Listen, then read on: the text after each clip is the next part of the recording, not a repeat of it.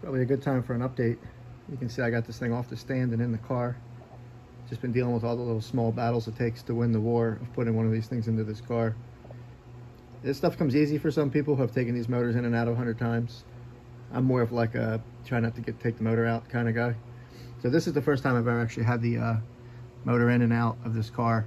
I did do like a whole top end rebuild when I first got it 5 years ago, and everything's been fine, so I never took it apart. But now it's apart. You saw everything I did. It's back in. I finally got the Champion valve covers. I did the GN1s. I got them bare for like 189 bucks, and I took them to work, and the guy that I work with powder coated them for me to match my Keith Meese plenum. So now I have some satin black parts here, which look kind of neat. Regulators on, all the coil packs on, all the stuff's plugged in. Everything behind the motor is all done and in. I changed up my boost gauge a little bit, got this alternator in. You can see a lot of little battles, one big war. Starter wire, nice and clean underneath with the connection. I did the fuel lines. I have that number 8 feed on there, which is totally not necessary, but I had it for my old white car, so figured I'd implement it in this car because I like the way it looks. And maybe someday if I upgrade all the fuel lines, I could just tap into that one where it's at, down at the bottom. So I have to put on the turbo. That's one of the major things I have to do. I have to fill this thing with oil, prime it, and put the cam sensor in and set the cam sensor. That's number 2 major projects. Once I have those 2 things done, I can put my radiator hoses, my intercooler, and just kind of tie up some whatever loose ends are in the front here. And that part will all be done. And then there's one last major thing I have to do here. And that's put the trains in. I've had the torque converter loosened up while it was out. The trans has been freshened up since the whole reason this whole car came apart was because it was flaring in 3rd gear. So it's been built twice now. And not really for any lack of bad builds. You know, the trans works phenomenal. It worked great for a year. I love the way it worked. FB is the last people that went through it. Freddie Brown in New York is kind of a friend of mine. Dealt with him for many years. He went through it. I got a year out of it, but I was really hard on the car, and the 2.3 is not, well, the 3rd gear is not direct fed, and it doesn't have any hard parts in it. It's just a really nice rebuild with all fresh new parts, good clutches, shift kit, servo, all that stuff. But I did go through it and put some 3rd gear clutches and a band in it, so it's ready to go back in. And why is it on the floor and not in the car? That's a good question. I thought about putting the trans in and then dropping the motor in after and connecting them, but the idea of the trans kind of just flopping around in there and going up and down with the jack and stuff seemed like a pain in the butt. So, and then also putting the motor in, you know, with the trans not in is also a lot easier. So I figured I'll just drop the motor in and figure out how to get this trans in after the fact. And some people put them in together, motor and trans attached, and stick them in. I really don't have a second hand here. That's a little bit hard to do with one person. And also I don't have the radiator out and everything, and I didn't feel like taking that out. I just didn't want to do it that way. So there it is on the floor, and pretty soon I'll be able to get that in. Back at the motor, you can see I got my coolant lines in, fuel rail, all my accessories are on. So now I'm going to put the turbo on, work on that. Just got the turbo on, the J brackets in place, the return lines on, the oil return lines on. But the biggest battle was getting that downpipe, because the problem is once you, some of you might know this, once you take the bolts out of the downpipe, the whole exhaust system pulls the downpipe back out of the way. So when you put the turbo back on, it's not even close to line up. It's got to be like 6 inches away. So luckily, a good old-fashioned ratchet strap, I was able to pull that downpipe into place and put the bolts in, and that's such a huge battle. But we're getting there. So one of the big things I have to do is get the oil pressure primed and get the cam sensor dropped in, and right now the car is sitting at top dead center. So I'd like to do it now before I put the trans in and spin the converter bolts and then take it away from top dead center. So it's probably up next on my list of things to do.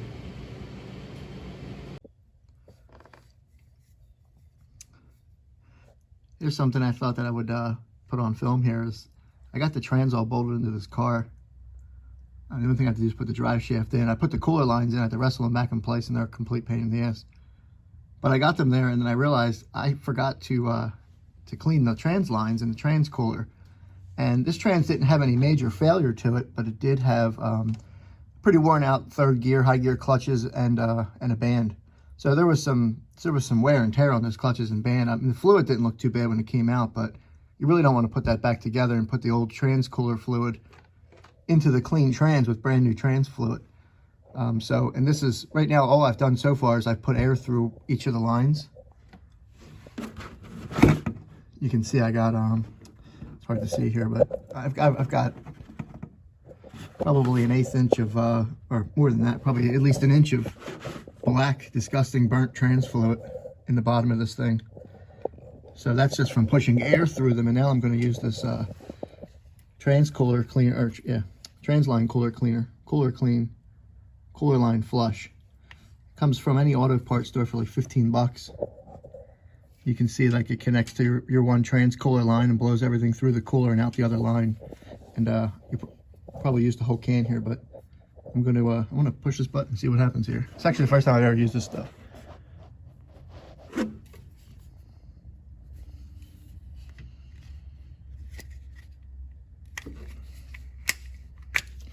There's like a safety cap on it.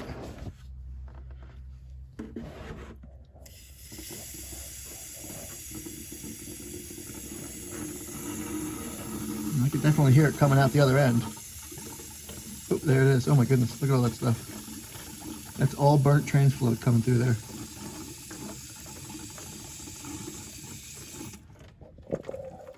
Look at that thing filling up.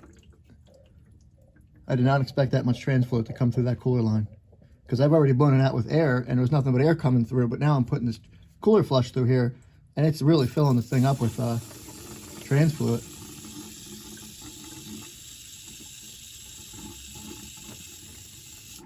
It's spurting out.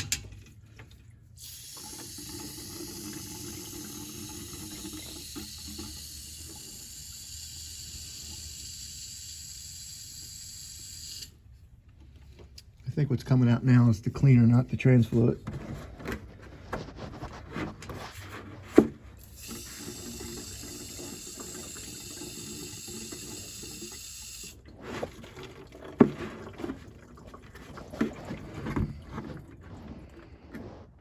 Yeah, you can see it's clear that's coming out of there now, so it's the flush, not the trans fluid at this point. But man, I filled that thing up a whole nother 2 inches of fluid, of black fluid.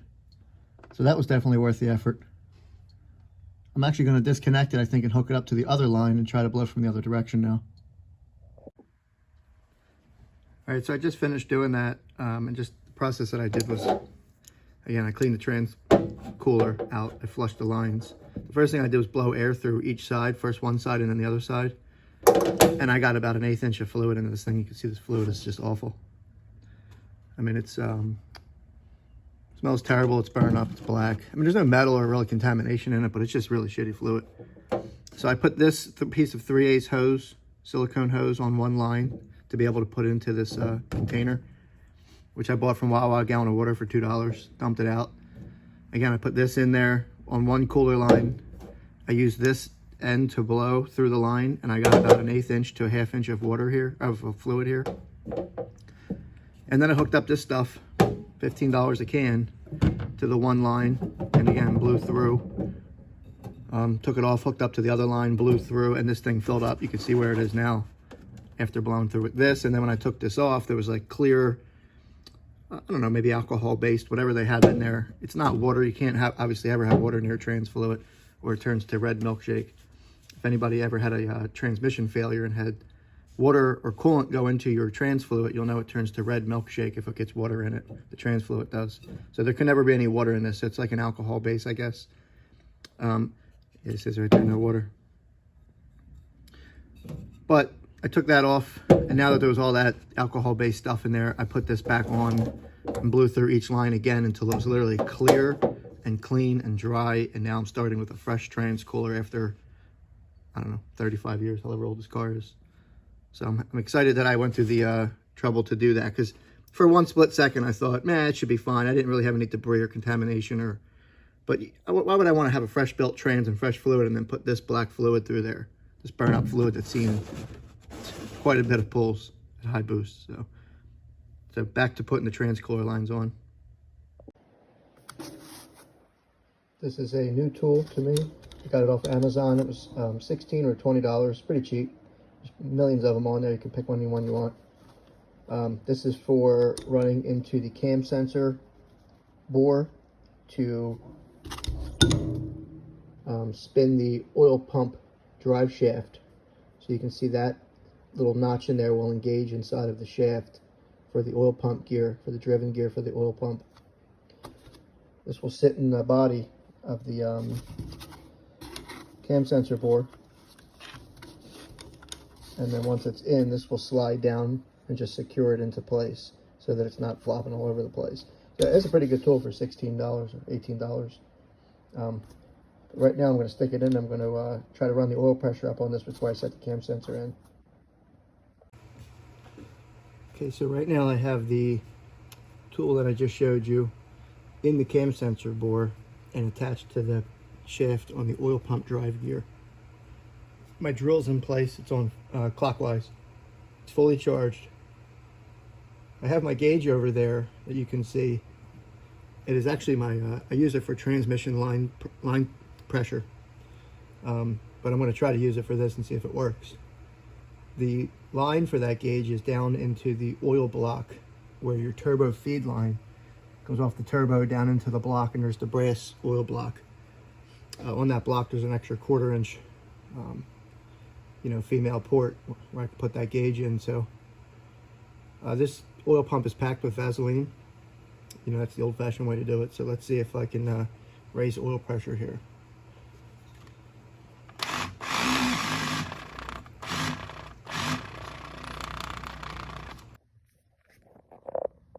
Apparently my Milwaukee 18-volt half-inch drill here doesn't seem to be up to the task of priming this pump. Every time I get to the point where it wants to prime, the drill just dies out on me. I'm a little surprised. It's a pretty strong drill. However, it is also at least 10 years old. I mean, this thing might even be 12 or 13 years old, if I remember correctly. So maybe this battery is just doesn't have the power. Maybe the whole drill doesn't have the power. But I looked up online, and people said you really need like a hammer type drill, electric plug-in hammer type drill or something strong. So I got this from Harbor Freight for $37 on sale. We're going to try and see if this works.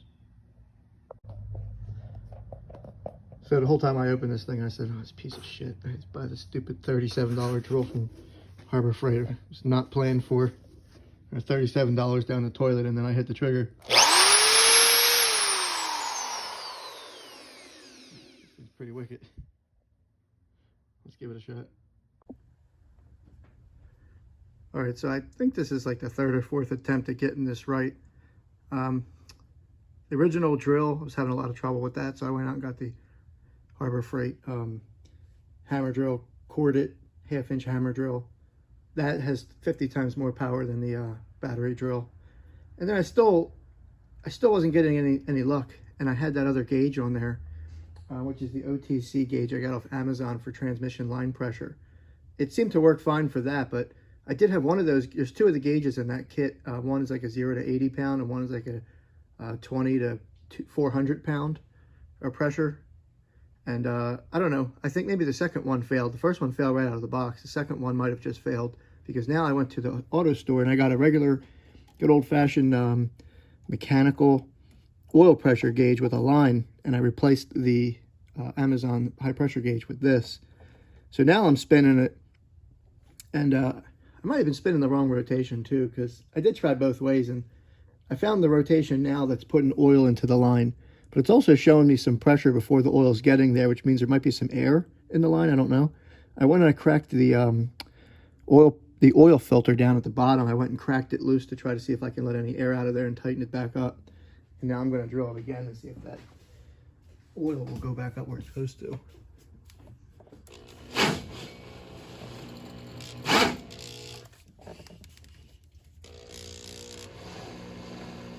And turning it now, you can see the oil flowing the way it's supposed to here, up to the gauge. We're getting some oil pressure now. I'd like to see it get to the actual gauge.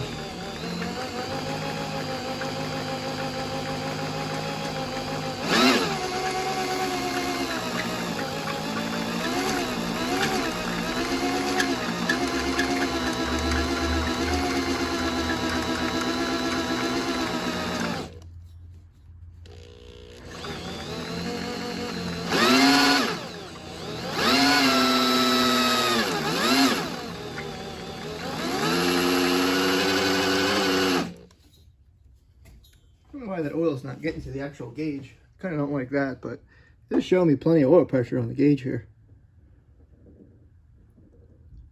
Maybe that's just the way they work. This might have been working the whole time for all I know, because I still hear all the same noises I hear from the very beginning with the oil moving around in the engine and stuff. But I can't wait to take that Harbor Freight drill back. First of all, it smells like every other Harbor Freight plug-in tool. It smells like your house is going to catch on fire. So that'll be going right back for sure, but hopefully it's doing the job here and give me some oil pressure. So now it's off. Let's try it again.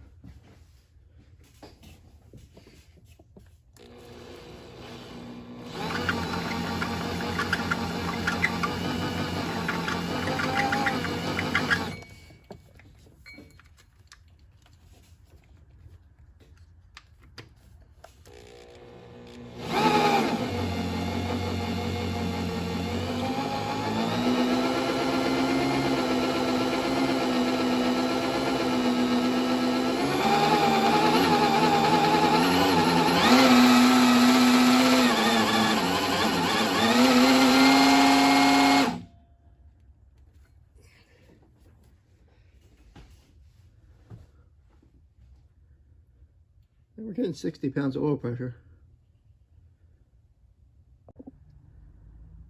Okay, a couple things I did here was I cracked the oil filter again until I saw a little bit of oil drip out of it. I saw a guy on YouTube a couple days ago that was saying if you can't get your engine to prime, crack that because you might have an air bubble in the system or some sort of air pocket. So I did that. And also, I still couldn't get oil to the actual gauge. So I cracked the line, the oil nylon tube line that goes to the back of the gauge, and I took it out and kind of let that thing free of any air pocket that might have. And now when I spin it, it does get pressure from the oil all the way up to the back of the gauge the way it's supposed to. You can see it getting to the gauge now.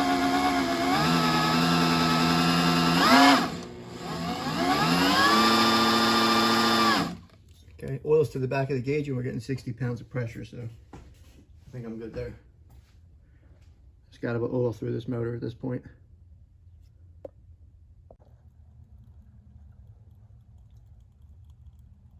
The Harbor Freight drill is melting down. It's like sparking and popping. It's hot to the touch. You can't even touch it. You can see my tool in there. I held it at a steady 40 pounds of oil pressure for a little while just to get that oil really moving through the motor. Because I want to drop the cam sensor in and fire this thing at some point. I'll be returning this and getting my 3750 back.